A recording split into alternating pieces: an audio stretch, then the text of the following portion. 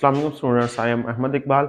आज हम डिस्कस करने वाले हैं क्लास 10 के चैप्टर 12 ज्योमेट्रिकल ऑप्टिक्स को। आज हम इसका टॉपिक डिस्कस करने वाले हैं टोटल इंटरनल रिफ्लेक्शन के बारे में है। सबसे पहले हम देखते हैं कि रिफ्लेक्शन क्या चीज़ होती है। प्रीवियस लेक्चर में हमने डिस्कस किया था रिफ्लेक्शन के बारे में कि रिफ्लेक्शन होती है कि जब हमारे पास एंगल ऑफ इंसिडेंट क्या हो जाए आई के पॉइंट के ऊपर नॉर्मल लाइन के साथ, तो वो क्या हो जाए अपनी लाइट डेंसर मीडियम में, लाइट जब डेंसर मीडियम से रेयर मीडियम में इंटर होगी तो अपने रास्ते से क्या हो जाती है, बेंड हो जाती है। ये किस पे डिपेंड करती है?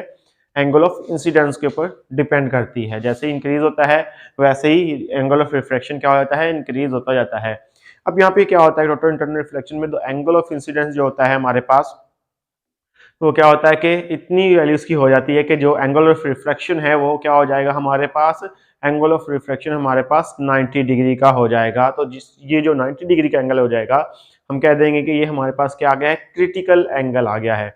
जैसे ही हमारे पास क्रिटिकल एंगल से वैल्यू इंक्रीज होगी, इससे ज्यादा 90 डिग्री से वैल्यू इंक्रीज होगी एंगल ऑफ इंसिडेंस की, तो ये जो लाइट होगी हमारे पास वो डेंसर मीडियम में ही वापस रिफ्लेक्ट हो जाएगी, जिस प्रोसेस को हम क्या कहते हैं, टोटल इंटरनल रिफ्लेक्शन कहते हैं। इसको देखते हैं हम कि for a particular value of angle of incidence, angle of incidence की खास वैल्यू पे the angle of reflection becomes equal to 90 degree.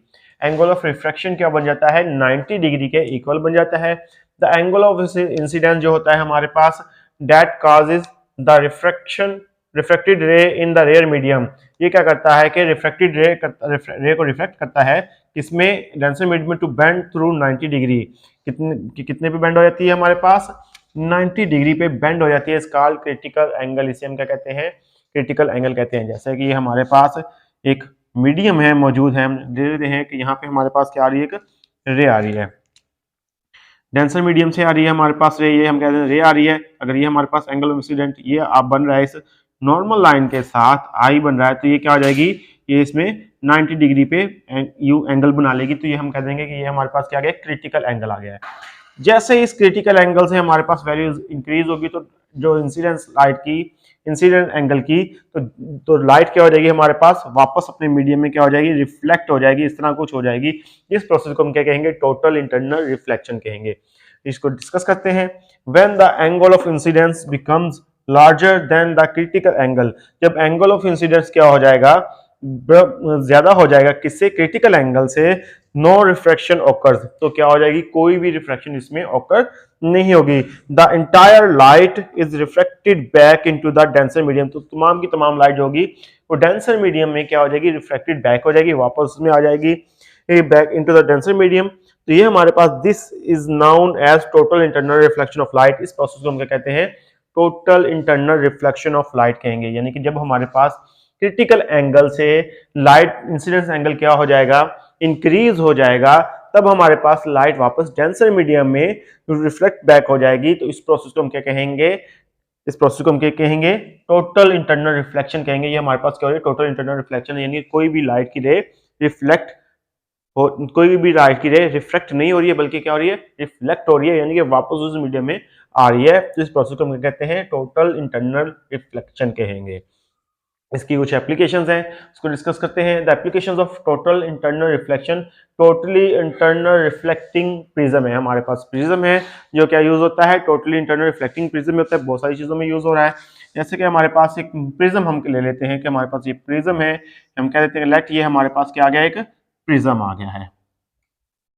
अब ये क्या हो रहा है कि हमारे पास है, कब जब लाइट्स आ रही हैं इसके साथ यूं टकराएंगी तो ये क्या हो जाएंगी, ये लाइट जैसे कि ये टकराएंगी तो ये क्या हो जाएंगी, अपने रास्ते से क्या हो जाएंगी, बेंड हो जाएंगी। तो एंगल जो इनके दरमियान में बनेगा वो क्या हो जाएगा हमारे पास 90 या और 90 से अबव का हो जाएगा, इससे ज्यादा का हो जाएगा। तो ये जो प्रिज्म है ये बहुत सारी चीजों में इस्तेमाल होता है, जैसे कि कैमराज में इस्तेमाल हो गया, कैमरा हमारे पास होते हैं उनमें इस्तेमाल होता है, बाइनोकुलर्स में यानी कि दूरबीन में इस्तेमाल होता है, उसके बाद पेरिस्कोप टेलीस्कोप में इस्तेमाल होते हैं।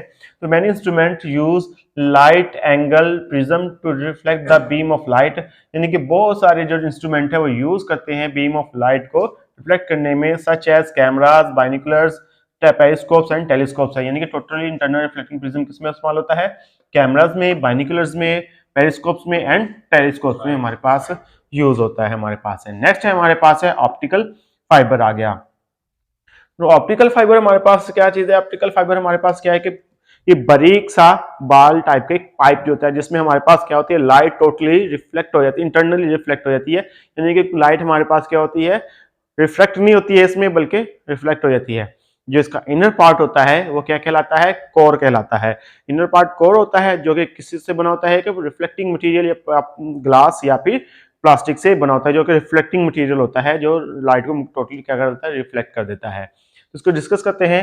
तो optical fibre total internal reflection is used in optical fibre. Total internal reflection क्या होती है, ऑप्टिकल फाइबर में यूज होती है, which has number of advantages in telecommunication field, यानी कि इसके वो टेलीकम्युनिकेशन फील्ड में बहुत ज्यादा यूजेस हैं, जैसे कि हमारे इंटरनेट की केबल्स वगैरह हो गई हैं या कुछ भी सिस्टम टेलीकम्युनिकेशन में इस्तेमाल हो रहा है, कौन से हो रहे हैं, ऑप्टिकल फाइबर इसको यूज कर रहे हैं। नेक्स्ट आ गया लाइट पाइप आ गया। हमने देखा है कि फाइबर्स जो होती हैं, ऑप्टिकल फाइबर्स क्या आती हैं कि लाइट को टोटली इंटरनल रिफ्लेक्ट कर देती हैं, इंटरनली रिफ्लेक्ट कर देती हैं। इससे क्या होता है कि लाइट जरा भी रिफ्लेक्ट नहीं होती है बल्कि आगे की तरफ ट्रेवल कर जाती है। तो इसकी रीजन, इस वजह से हम इसको क्या कहते हैं कि ये इसका जो एंड होता है वो क्या होता है, इल्यूमिनेट हो जाता है, रोशन हो जाता है। तो ये जो हमारे पास लाइट पाइप जो होता है ये नंबर ऑफ ऑप्टिकल फाइबर्स के ऊपर डिपेंड करता है, यानी कि एक छोटा ऑप्टिकल फाइबर एक ब्रीक बाल की तरह होती है, इनको इकट्ठा करके हंड्रेड्स ऑफ ऑप्टिकल फाइबर होती हैं, एक पाइप बना दिया जाता है बड़ा। तो जो क्या किया जाता है कि ऐसी चीजों को इल्यूमिनेट करने के लिए इस्तेमाल किया जाता है जहां पे हमारी एक्सेस नहीं होती है। इनको डॉक्टर्स यूज करते हैं, डॉक्टर्स हमारे इंटरनल ऑर्गन को एग्जामिन करने के लिए यूज करते हैं। इसके अलावा इंजीनियर्स हैं, जहां पे इंजीनियर्स खुद नहीं जा सकते हैं वहां पे क्या किया जाता है, इन लाइट पाइप्स को भेजा जाता है ताकि वहां से इनकी तस्वीर वगैरह ली जा सके। Light pipe is a bundle of thousands of optical fibres है, ये क्या है, bundle of thousand of optical fibres होता है and are used to illuminate the inaccessible places. ये जो ऐसी प्लेसेस हैं जहां पे हम इंसान पहुंच नहीं सकता है उनको इल्यूमिनेट करने के लिए यूज किया जाता है।